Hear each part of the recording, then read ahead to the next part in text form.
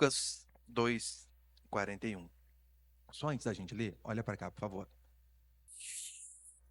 Eu lembro que uma vez a minha esposa ela estava grávida do nosso quarto filho, estava no finalzinho ali, acho que uns 8 meses e meio, 9.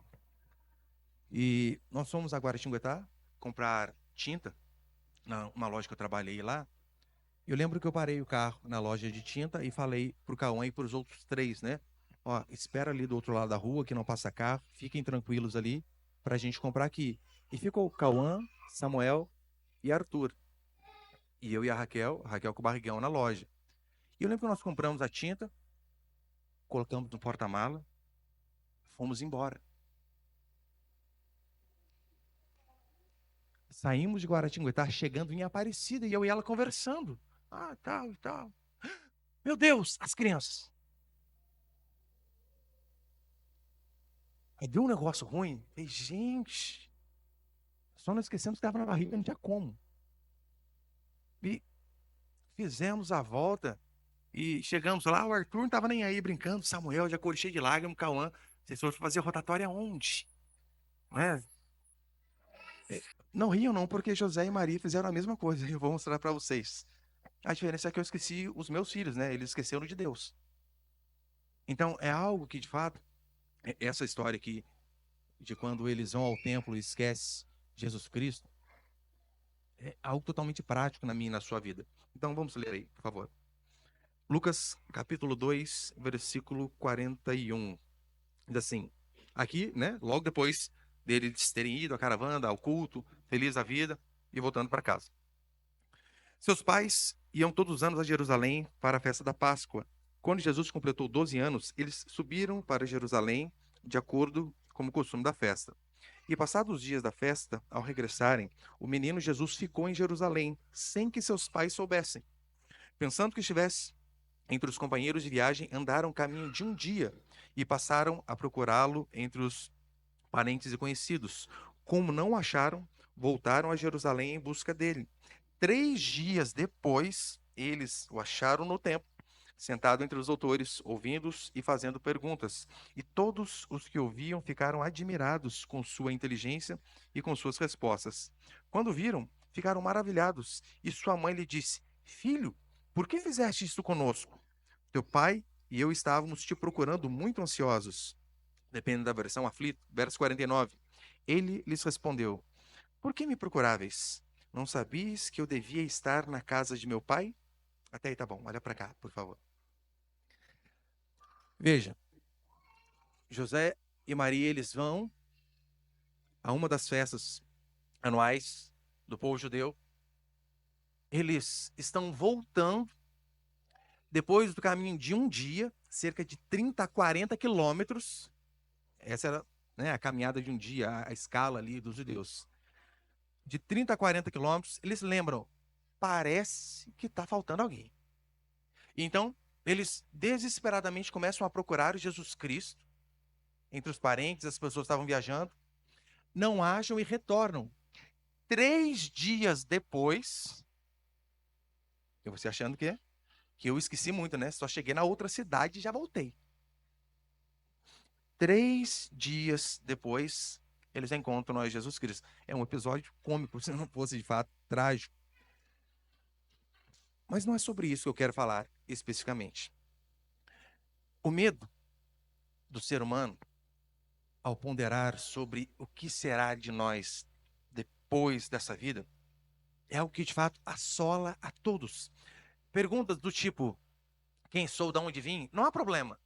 Não ficamos nervosos, ansiosos ou com medo desse tipo de pergunta. Agora, quando nós pensamos para onde vou, essa pergunta talvez tire a paz de muitas pessoas. E talvez de muitos de vocês que estão aqui. De muitos.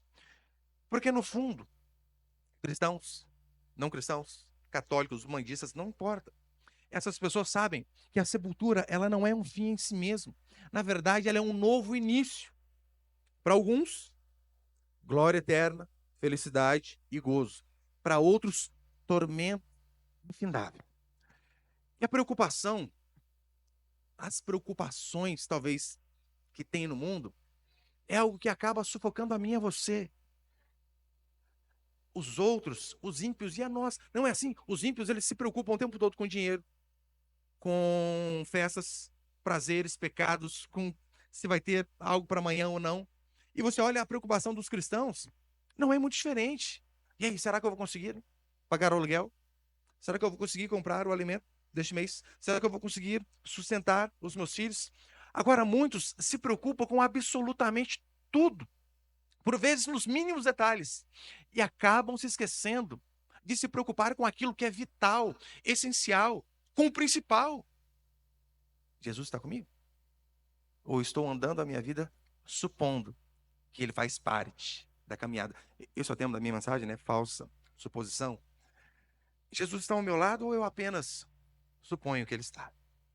Você, por vezes, tem levado uma vida enganando a si mesmo, achando que o simples fato de fazer parte de uma igreja cristã e bíblica, de cumprir alguns ritos externos, é o suficiente. Eu vou mostrar para você que não é. Se você não tem levado uma vida de fé em Jesus Cristo, demonstrada através de arrependimento contínuo, o arrependimento é um estado contínuo na vida do cristão. Você não se arrepende apenas um dia, mas Lutero diz isso: o arrependimento é um estado contínuo na vida do cristão. Você deve se perguntar: o que será da minha vida após a sepultura? Por que eu digo que isso é importante? Uma vez eu lembro que eu estava no quartel, conversando com um amigo crente, e dizia que era crente, né? Frequentou a igreja durante muito tempo, quando era pequeno, estava meio desviado. Ele dizendo assim: é besteira ficar se preocupando em ser alguém justo, reto, honesto, em ter uma só esposa, um só marido. No final das contas, vamos todos para o mesmo lugar. Eu lembro de um outro amigo interpelar ele e dizer assim: olha, se de fato vamos todos para o mesmo lugar, eu creio que eu não estou perdendo nada em amar uma só mulher, me dedicar aos meus filhos, fazer o bem, frequentar a minha comunidade, a igreja, tentar ser o mais altruísta possível. Eu creio que eu não estou perdendo fazendo isso. Agora, se nós não vamos todos para o mesmo lugar, e você leva uma vida totalmente avessa dessa que eu levo, você está em maus lençóis. Então, é importante fazermos este questionamento, porque esse incidente, ele nos oferece, de fato, um quadro perfeito da situação de muitos hoje. Veja o que estava acontecendo, eles estavam voltando de Jerusalém. O culto era o correto, a Bíblia era correta, o Deus era correto. Mas ainda assim, sem o principal, sem Jesus Cristo estar com eles. Talvez estavam voltando na caminhada ali perguntando, né, nossa, que legal que foi. Compartilhando experiências. Vocês viram o louvor? Olha, e aquela lojinha no final, hein? Aquelas roupas lá são demais. Não sei o que eles estavam falando lá, mas pessoalmente preocupado com tudo, mas se esqueceram daquilo que era vital.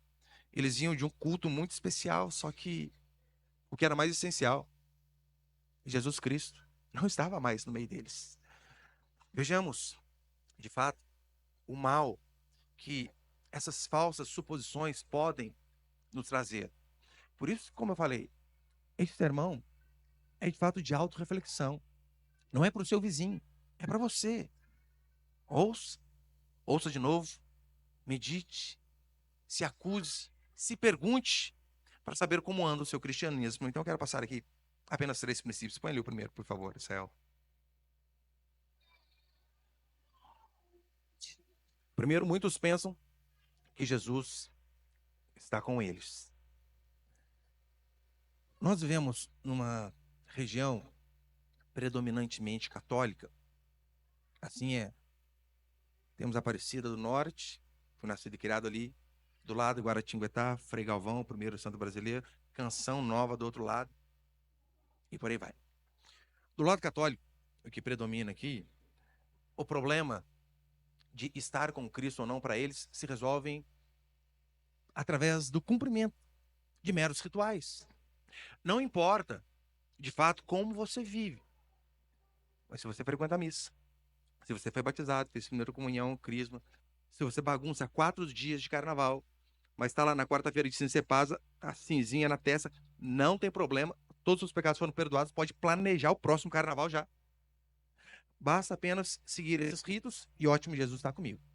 do lado protestante não é muito diferente. Do nosso lado, do lado protestante, desde que você vá à igreja, desde que você se envolva um pouco mais, se der o dízimo ainda, daí é certeza de Deus estar contigo. Será? Não, não é isso. Com base em quê? Você faz essa suposição de que atos externos nos asseguram de Jesus estar conosco. Não estou dizendo que não são importantes. São importantes e devem ser feitos. Mas não são esses atos isolados que, de fato, testificam que Jesus está conosco. Por quê? Porque a Escritura vai dizer que tornar-se cristão é um parto, literalmente. Por esse motivo que o Novo Testamento vai chamar isso de novo nascimento. É você morrer para a sua velha vida e nascer de novo. Ser cristão não é algo simples. Ser batizado, dar o dízimo, cantar no louvor, vir aos cultos. Não, não é isso. Se tornar cristão é o Deus que habita no alto e sublime trono intervir diretamente na sua vida, quebrantando o seu coração duro, convertendo você e trazendo você de volta para Ele. Isto é ser cristão. É o Deus Todo-Poderoso habitar em nós. Portanto, não devemos supor que boas obras, que uma vida moralmente correta, são provas de um novo nascimento. Óbvio, quem nasce de novo vai ter boas obras. Só que apenas as boas obras por si só não dizem nada. Porque eu conheço muitos ímpios, mas muito moralmente corretos.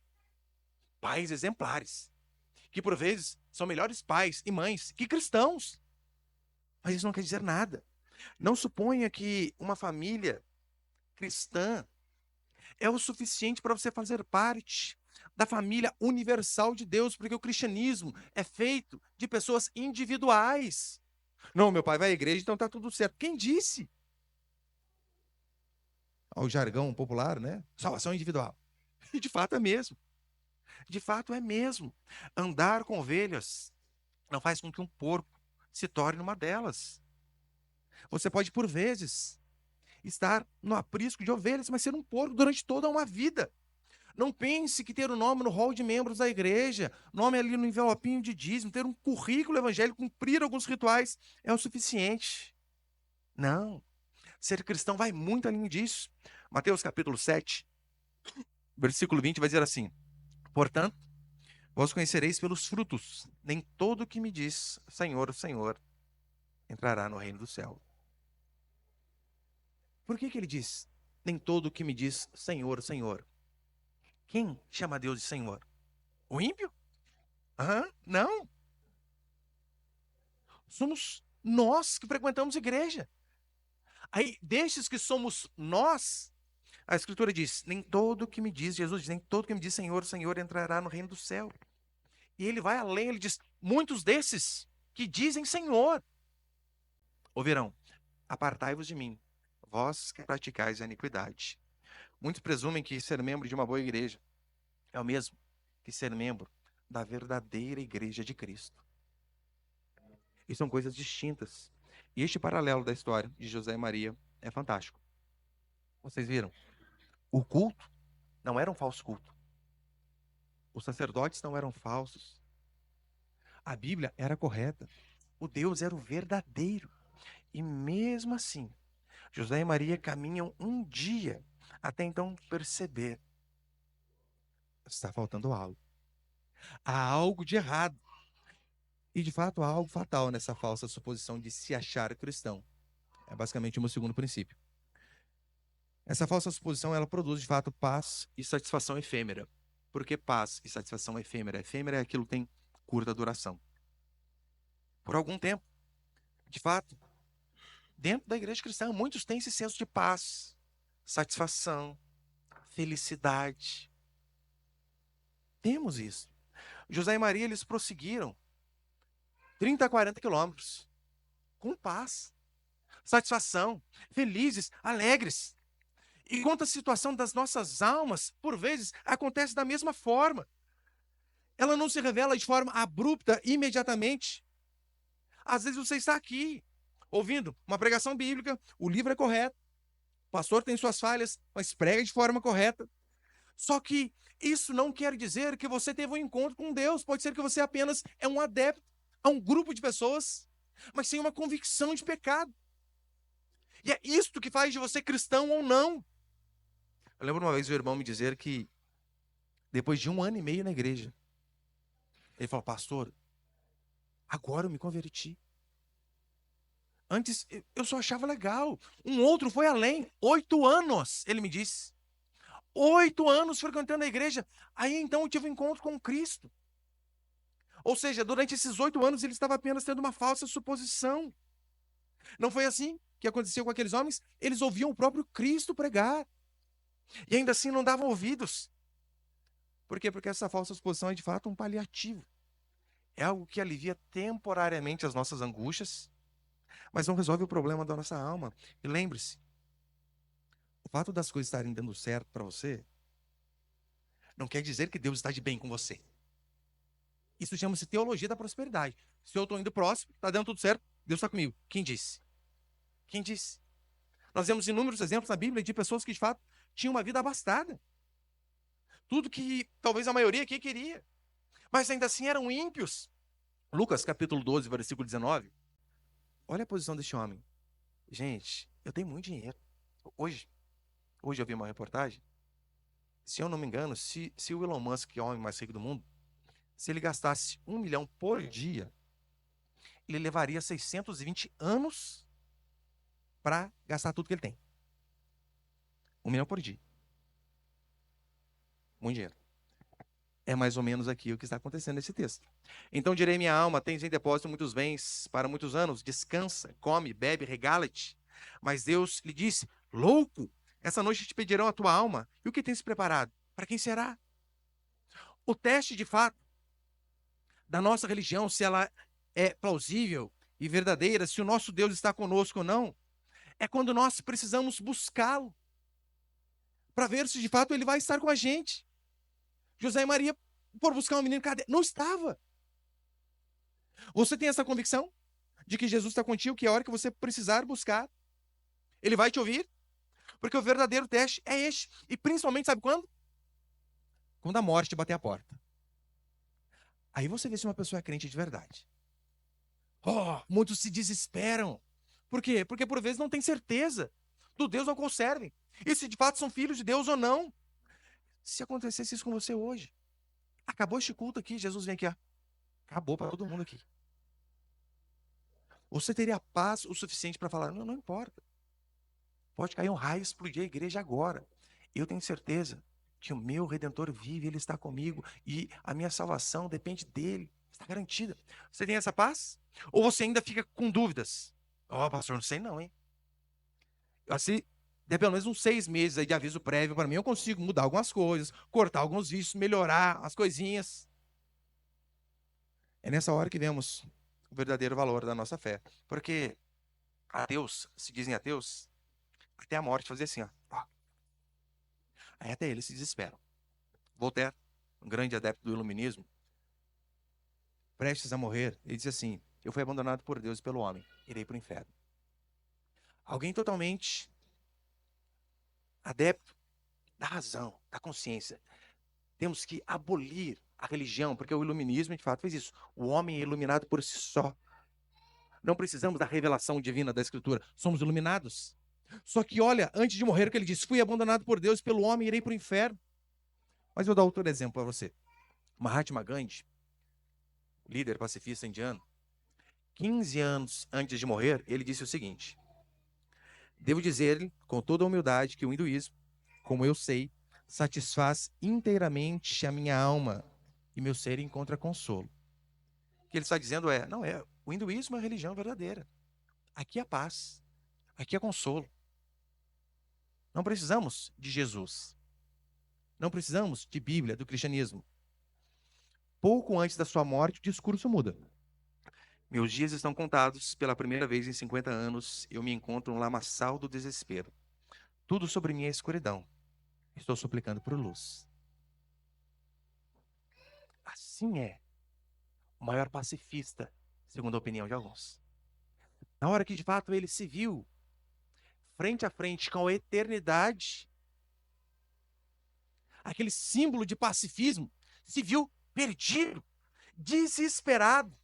David Hume, um filósofo escocês, conhecido por seu ceticismo, ateu convicto e também defensor, com todas as garras do uso da razão, nos últimos momentos de vida, ele disse assim: tudo é escuro e duvidoso, e estou prestes a dar um salto no terrível escuro. Assim são as mentes mais pensantes que essa humanidade já produziu. Inteligentíssimas, mas perdidas. Mazarin, cardeal francês, pouco antes de morrer, disse: ó, minha pobre alma, o que será de ti? Cardeal.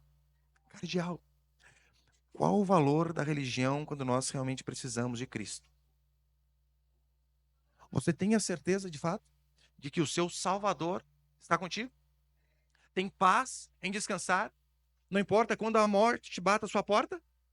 Tem convicção do Deus que você serve? Você tem certeza de que Jesus está com você quando você mais precisar dele?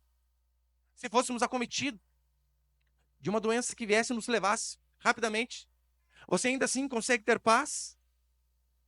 Se você não tem, você precisa rever o seu cristianismo, rever os seus pilares da fé e aquilo que você crê.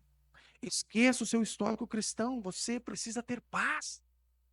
É por isso que muitos dizem que eu sou arrogante. Não, é humildade, é diferente. Quando eu digo assim, olha, eu tenho certeza, se Jesus voltasse hoje, eu ia subir igual um foguete para o céu. Soberbo. Não é. É porque minha salvação não tem a ver comigo.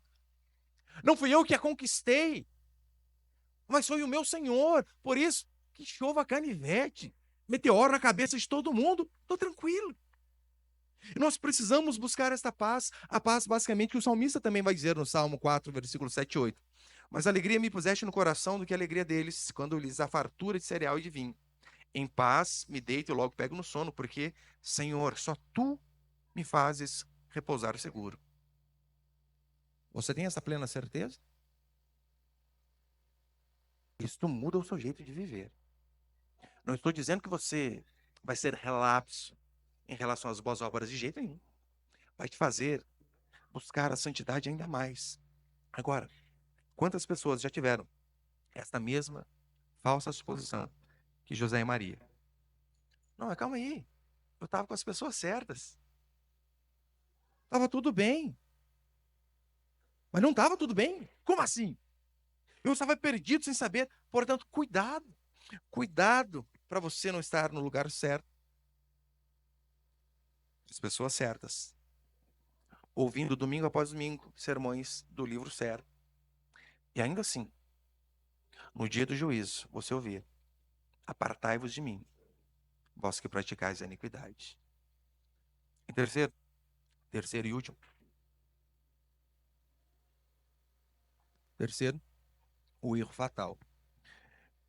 O que leva as pessoas a este tão grande erro? A de fato cometerem essa falsa suposição. Talvez seja o problema de José e Maria. Eles acharam que era obrigação de Jesus Cristo, do menino, estar com eles. Não, ele tem que estar com a gente. Como assim? Não podemos levar uma vida de qualquer jeito, uma vida que é cristã apenas aos domingos, das 7h30 às 9h e nas quartas.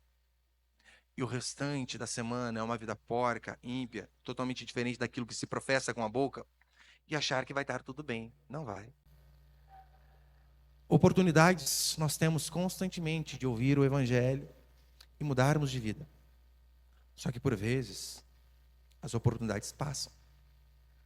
Israel perdeu a oportunidade da visitação, diz a Escritura.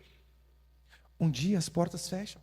Você tem oportunidades constantes, de fato, de ouvir o Evangelho e ter um compromisso verdadeiro com Jesus Cristo, assim como o Tiago falou aqui.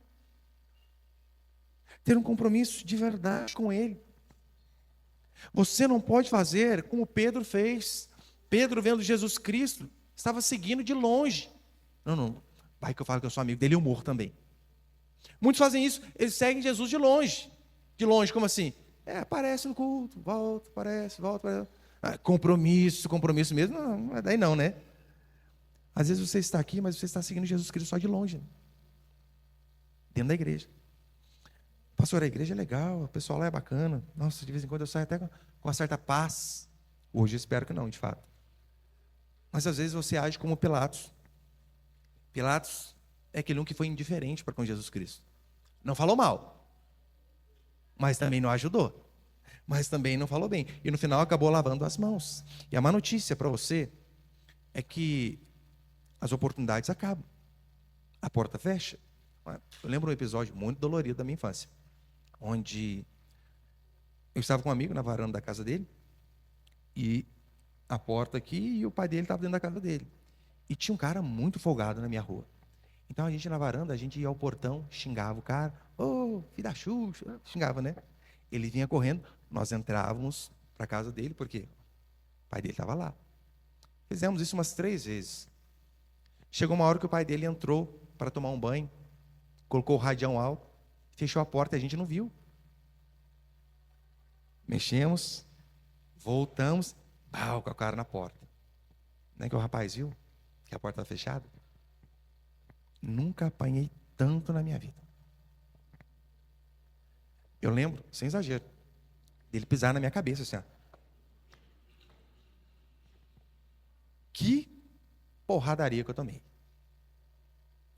Portas fecham, oportunidades passam. Por isso, busque se encontrar verdadeiramente com Jesus Cristo antes do dia que todos nós encontrarmos com Ele no dia do juízo.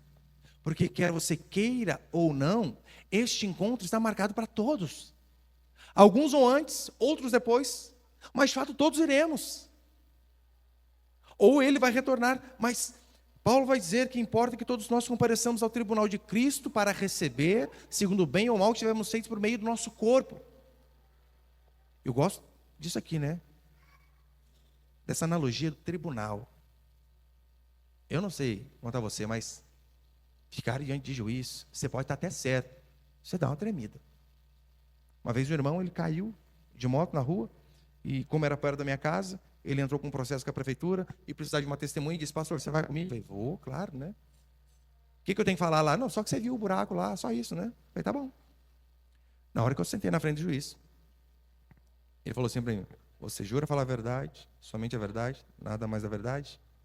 Eu já era crente, eu gaguejei, o quê? Ai, meu Deus, com medo de errar. Eu estava falando de um homem, de um homem. Imagina o dia em que nós estivermos diante do tribunal de Cristo. Saber que Ele é aquele que os seus olhos passam por toda a terra, que os seus olhos veem tudo aquilo que nós fazemos, às escondidas, e não apenas isso, sondam o mais profundo do nosso coração e do nosso pensamento. Eu só de pensar nisso, gente do céu, que desespero. Paulo vai dizer, importa que um dia sejamos julgados, inclusive por aquilo que pensamos, por Jesus Cristo. Sabe aqueles segredos mais escondidos? Aquelas podridões que você tem ali que talvez muitos nem imaginam que você tem?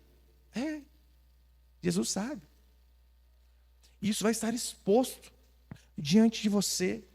Apocalipse capítulo 20, versículo 13, João diz, deu o mar os mortos que nele estavam, a morte e o além entregaram os mortos que neles havia, e foram julgados, um por um, segundo as suas obras.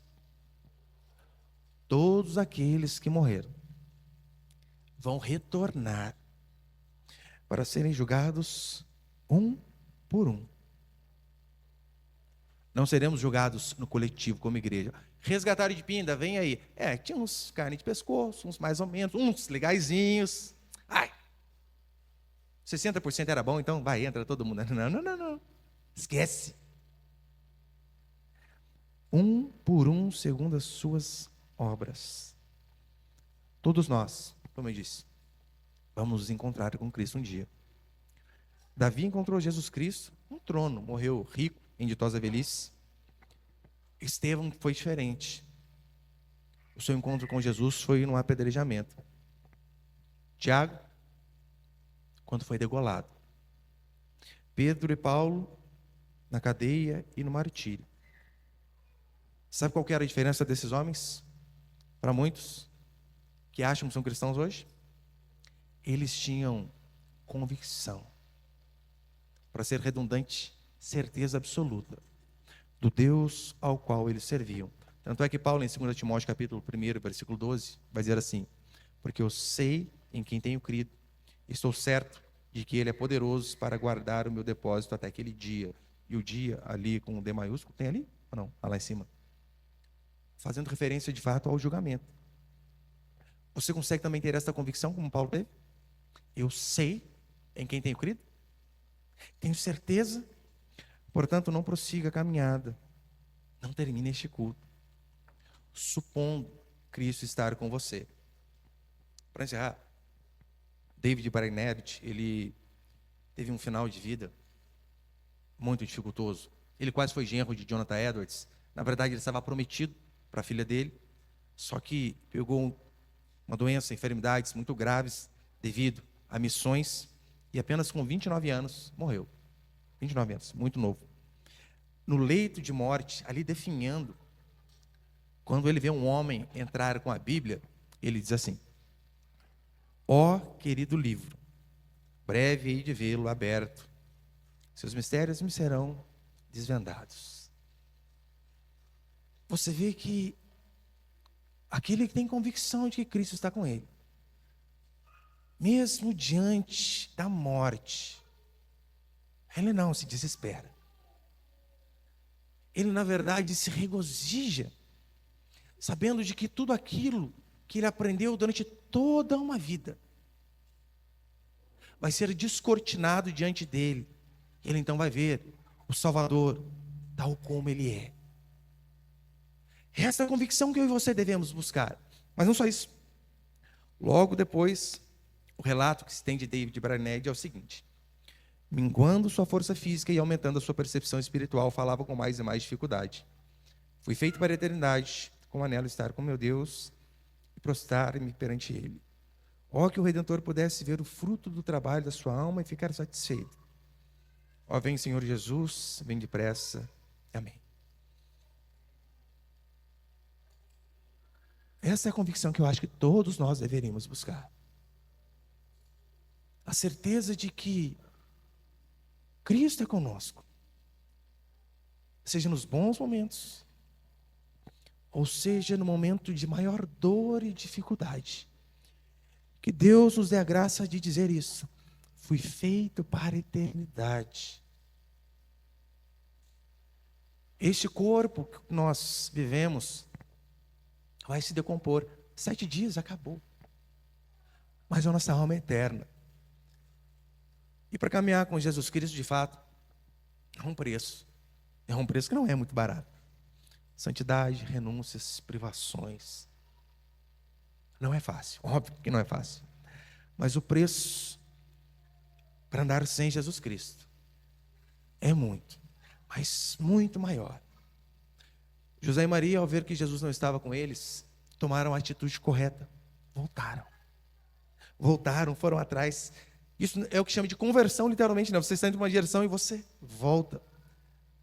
E talvez você, depois de anos dentro de uma igreja, pode ter tido esta percepção hoje. E se isso aconteceu, você precisa fazer a mesma coisa que eles fizeram: voltar. Você precisa fazer essa pergunta a si: de fato Cristo está comigo?